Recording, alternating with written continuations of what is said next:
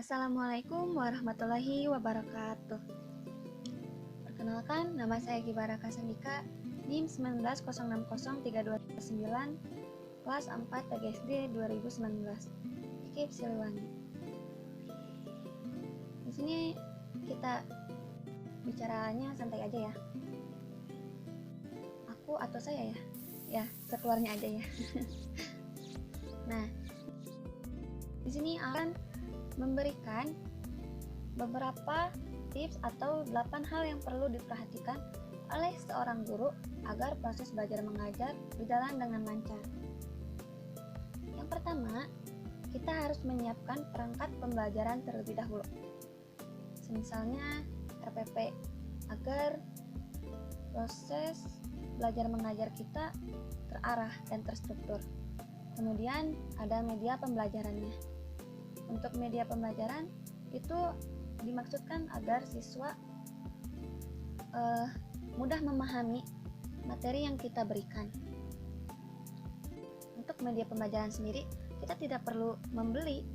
Kita bisa mengandalkan kreativitas kita dan membuat media pembelajaran yang menarik.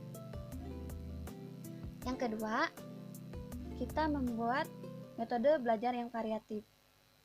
Itu maksudnya kita tidak harus melulu belajar mengajar metodenya ceramah gitu atau tanya jawab saja, tapi kita juga bisa menyelipkan games atau kita bisa membawa anak keluar kelas dan misalnya belajar di kebun sekolah kita, misalnya seperti itu. Terus yang ketiga, guru membawa siswa ke dunia nyata. Itu maksudnya saat kita memberikan materi dan memberikan contohnya, sebisa mungkin itu yang real gitu, yang sering terjadi di kehidupan siswa. Nah, misalnya kan siswa itu sering jajan atau suka jajan ya. Nah, kita pemisalannya siswa membeli permen gitu. Anak membeli permen satunya tuh harganya 500. Terus dia ingin membeli permen sebanyak 7 misalnya. Uangnya ada 5.000. Nah, berapa kembaliannya kayak gitu. Yang real-real, yang nyata aja. Terus nah, yang keempat, kita campurkan siswa yang aktif dengan yang pasif. Jadi jangan yang aktif dengan yang aktif saja, tapi terus yang pasif dengan yang pasif saja.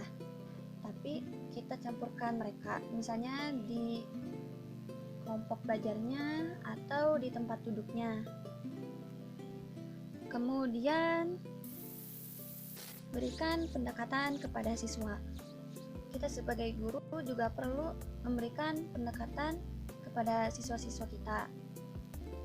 Pendekatan ini agar siswa itu mau terbuka sama kita dan tidak merasa canggung dan tidak merasa sebagai orang lain mungkin ya. Kita sebagai teman mereka, ibu mereka, bapak mereka.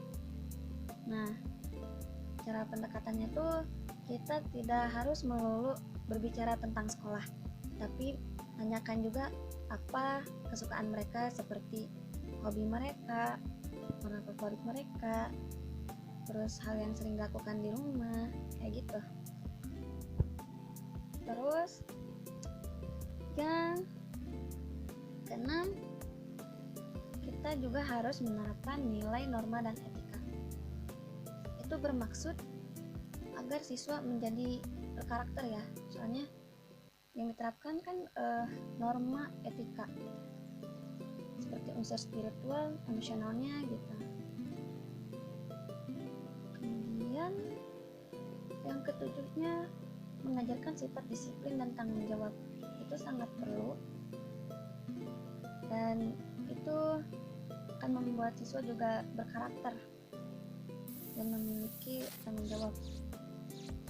Caranya kita beritahu aturan yang berlaku di sekolah kita, kemudian kita beritahu juga sanksi dapat apabila melanggar.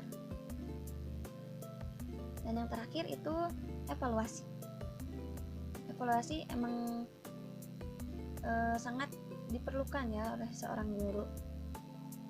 Sebab dengan evaluasi kita tahu apa saja yang telah kita lakukan, terus apa kekurangan selama kita KBM, kemudian kita analisis masalahnya dan cari solusinya, dan setelahnya kita perbaiki untuk berikutnya. Mungkin segini saja yang dapat saya berikan. Mohon maaf apabila banyak kekurangan. Semoga bermanfaat. Terima kasih telah menonton. Jumpa lagi di lain waktu. Billahi taufiq wal hidayah. Wassalamualaikum warahmatullahi wabarakatuh.